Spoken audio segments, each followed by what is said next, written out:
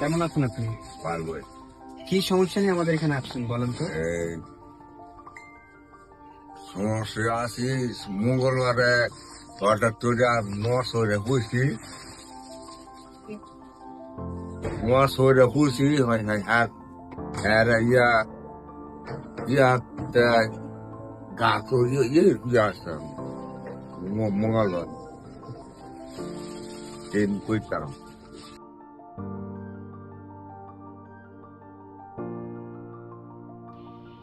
Brain tumour যখনই এই শব্দটা কোনো রোগী জানে তখন শুধু সেই রোগী না, রোগী স্বজনরাও ভেঙে পড়েন।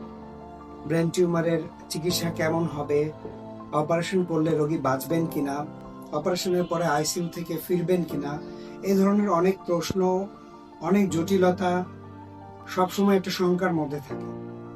আমাদের এই রোগীটিরও একই অবস্থা ছিল। তার আগে থেকে কোনো অসুবিধা ছিল না, সামান্য মাথা ব্যথা, যেটা আপনার আমার অনেকেরই হয়ে থাকে। কিন্তু হঠাৎ করে একদিন খিঁচুনি হয়। একটা খিঁচুনির পরে তার কথার মধ্যে জড়তা চলে আসে। প্রাথমিকভাবে ভেবেছিলেন যে হয়তো তার স্ট্রোক হয়েছে। আমাদের কাছে আসার পর যখন আমরা পরীক্ষা নিরীক্ষা করি, আমরা জানতে পারি যে তার মস্তিষ্কের বাম দিকে একটা বেশ বড় ব্রেন টিউমার হয়েছে। আমরা তাকে আশ্বস্ত করি, ব্রেন টিউমার মানে আসলে মৃত্যু না, ব্রেন টিউমার মানে জীবনের সমাপ্তি না। আমরা তাকে আশ্বস্ত করি, আমাদের অপারেটিভ ম্যানেজমেন্ট সম্পর্কে তাদেরকে বুঝিয়ে বলি, এবং আল্লাহর অশেষ মেহেরবানিতে অপারেশনের মাত্র 2 দিন পরে তিনি স্বাভাবিক কথাবার্তা বলতে পারছেন, স্বাভাবিক হাঁটা চলা, খাওয়া দাওয়া সব ঠিক আছে। ব্রেন টিউমার ব্রেনের কোন লোকেশনে হচ্ছে তার উপরে নির্ভর করে আসলে সার্জিক্যাল আউটকাম নির্ভর করে, এবং অপারেশনের পূর্বে রোগীর কি অবস্থায় আছেন, কোনো দিকে দুর্বলতা আছে কিনা, পার্মানেন্ট নিউরোলজিক্যাল ডেফিসিট আছে কিনা, এগুলোর উপরে রোগীর অপারেটিভ আউটকামটা নির্ভর করে। উনি আমার শ্বশুর, মানে হঠাৎ করে স্ট্রোক করেছিল। তারপরে গাজীপুর সদর হসপিটালে নিয়ে আসা হয়, সেখানে পরীক্ষা নিরীক্ষা করায় গাজীপুরের রিপোর্টে নর্মাল দেখায়। তারপরে এটা আবার গাজীপুরের মডিউলে করায়, তারপরে এখানে ব্রেনে টিউমার ধরা পড়ে। তারপরে ওই স্যারের সন্ধান পাইছি আমরা, এখন এই স্যারের দিয়ে আমরা এই অপারেশন করাইছি। অপারেশন করানোর আগে আমরা অনেকই নার্ভাস ছিলাম যে এটা সাকসেস হয় কিনা। এখন করার পরে আমরা এতটুকু বিশ্বাসত হয়েছি স্যারের প্রতি যে এত সুন্দর কাজ করছে স্যারে, এটা বলার বাহিরে আমার বিশ্বাসই আসছিল না যে এরকম আমরা হবে। আমরা কোনোদিনও আমার মনের মধ্যে কোনো হয়েছিল না যে এটা এরকম হবে।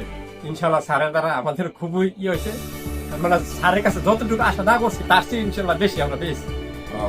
ইনশাল্লাহ আমরা জানি যে এখন যদি এরকম যদি কেউ করে তাহলে ইনশাল্লাহ নিশ্চিন্তে স্যারের এটা করতে পারবে। এই স্যারের কাছে স্যারে যেটা করতে পারবে এটা ইনশাল্লাহ 100% নিশ্চিত হইতে পারবে। বাকিটা আল্লাহ দিচ্ছে, আল্লাহ বাকিটা করে আল্লাহ, কিন্তু স্যারের উচিত স্যারে একচুয়ালি মনে এরকম নিয়ে কাজ করে বলার বাহিরে। স্যারে এরকম যেমন নিজের লোকের কাজ করে, নিজের করতে এরকম সুন্দরভাবে কাজ করে, মানে কইনা আমার বাসায় প্রকাশ করেন না।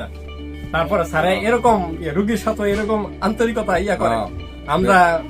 আমি রুগীর কাছে ছিলাম না, পরে আসছি। তারপর স্যারের অনেক প্রশংসা শুনছি, যা প্রশংসা শুনছি খুব উপস্থিত তার চেয়ে আরো বেশি পেয়েছি। স্যার অনেক কিছু বলার আর নাই, মানে স্যারের প্রশংসা বলা প্রকাশ করম যায় না, সেটা কি করবো। চাচা, আপনি কেমন আছেন এখন? ভালো। 2 হাত উপরে তুলতে পারেন? আপনি আমাদেরকে একটু হেঁটে দেখান যে আপনার হাঁটতে কোনো অসুবিধা আছে কিনা।